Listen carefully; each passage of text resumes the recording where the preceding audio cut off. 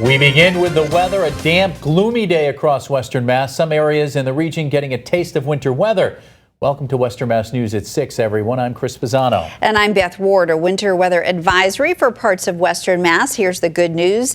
It has now expired. For the latest on what we've seen, what we can expect moving forward, let's go right to meteorologist Jacob Wyckoff. Hey, Jacob. Hey, guys. Yeah, the good thing is this hasn't been that impactful of a storm as our storms have been this year, 2020. We've had this rain-snow mix that we've been dealing with, so we haven't had those impactful snow events that you're dropping 10, 20 inches of snow. Still, though, the concern, as we have seen, was the icing going into this storm, and we have seen a little bit of that into the hill towns. If you go into western Franklin County, they did pick up some light snow. We'll get to that in just a little bit, but you see some of the areas through Chester and Blandford, through Worthington, Cummington, into Shelburne, Buckland, Conway, seeing some of that light freezing rain as we speak. Elsewhere, as you get closer to the valley and then to the east, that's where we're dealing with just some plain old cold rain in place. Our visibilities have been an issue throughout the afternoon and evening, where we have seen them as low as about a mile visibility.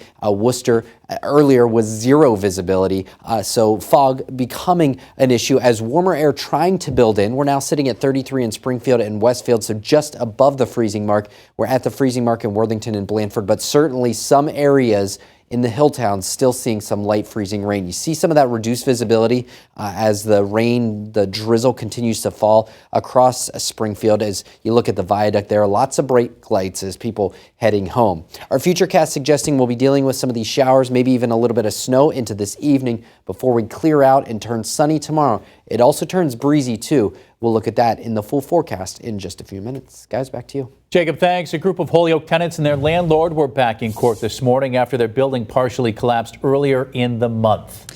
Well, this morning was the second hearing. Western Mass News reporter Caroline Powers is live in Springfield with more on today's proceedings. Caroline? Beth and Chris, the courtroom was packed this morning with people who live in that building on Essex Street in Holyoke, hoping to receive additional help while they are displaced.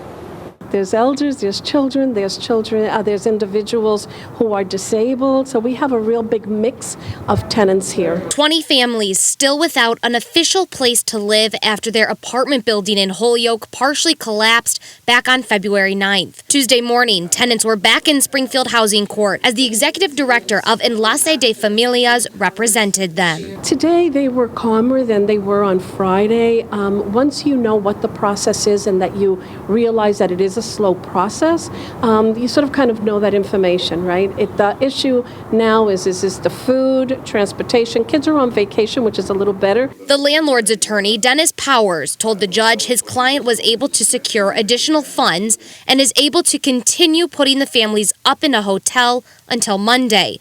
They'll also be receiving food vouchers. It was a good outcome. It was a very good outcome. I think that I believe that Attorney Powers and the landlord are looking at every way possible to avoid having that building go into receivership, and they're really looking at whatever resources the landlord has. Powers also said the landlord was working to pull permits on Wednesday to get repair work started as soon as possible. They're estimating the work to take about 2.5 weeks. Now, Liechtenstein, Powers, and the city are working to facilitate times for residents to go back into the building and get some of the things they need, like medication and clothing. The judge has asked for someone to organize them going back, and so when I get back to the office, I'll try to figure out what would be the best day to go in. Children are on vacation this week, but there are people that, some of the tenants who work, and they need their uniforms, and so they also have spent money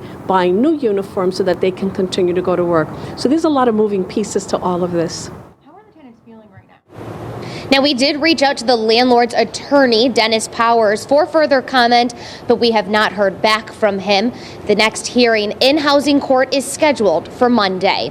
Live in Springfield, I'm Caroline Powers for Western Mass News. Caroline, thank you for that live report. And now to a story you'll see only here on Western Mass News. A local bar sounding the alarm after seeing an increase in realistic fake IDs. Well, they say that these ID cards can fool even high-tech scanners that bars use at the front door to determine whether or not someone is underage. Now, ahead of St. Patrick's Day, they reached out to Western Mass News to share how these IDs can be disastrous for their business and public safety. Western Mass News reporter Audrey Russo has the exclusive details. The stack is just from like the past 2 weeks. The co-owner of Nathan Bill's Bar and Restaurant, Robbie Gossman, has a stack of IDs he's confiscated from patrons. Straining the thin rubber band holding them together, Gossman says these IDs represent an uptick in the realest fake IDs he's ever seen, fooling his scanning system designed to nab false and underage cards. I don't know how they're doing it. Technology just catches up. This is a driver's license that Nathan Bill's claims is fake. When you put it in here, you can see the status pops up and it says okay. They're making fraudulent government IDs and nobody seems to care.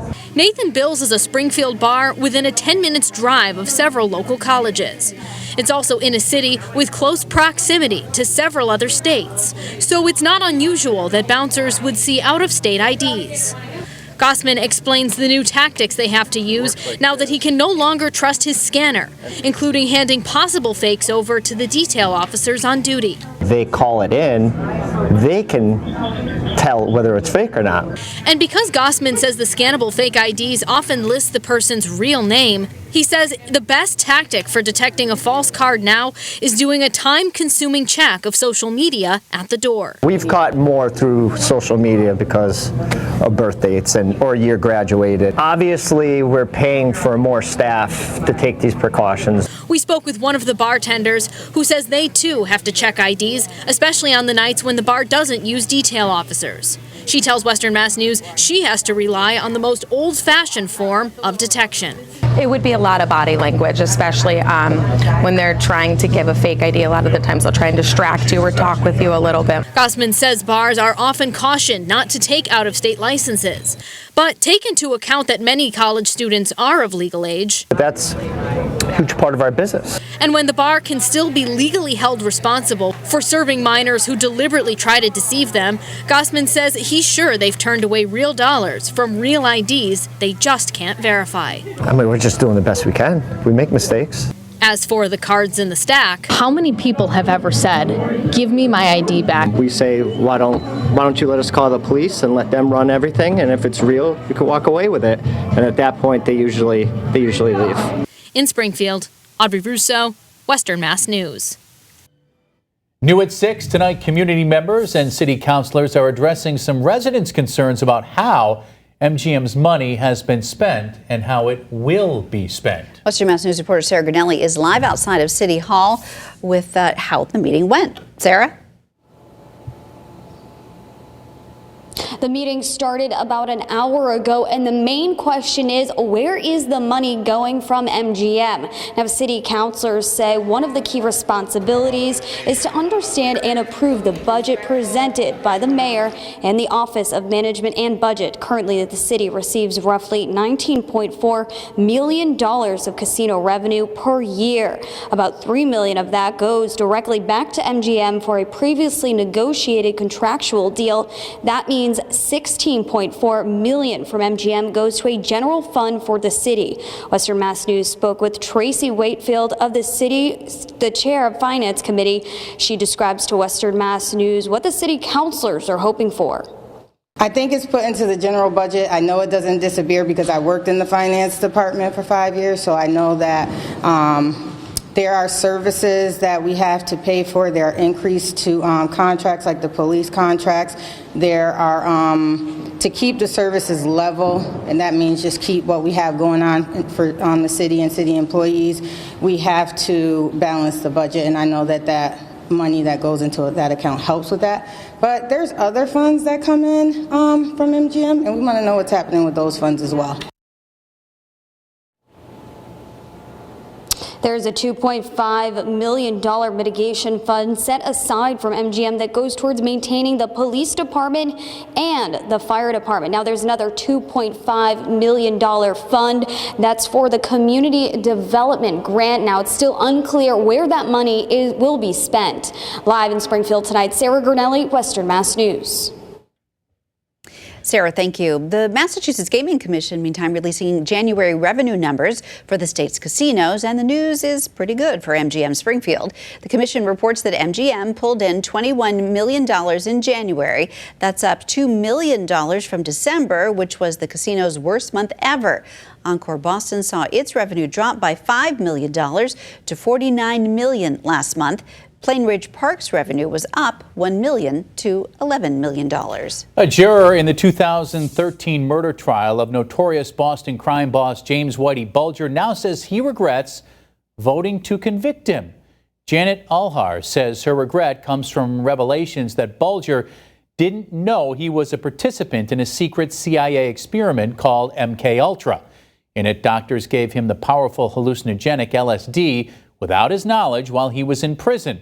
Bulger described the experience in more than 70 letters he wrote to Alhar from prison. His lawyers never brought the program up in his federal trial.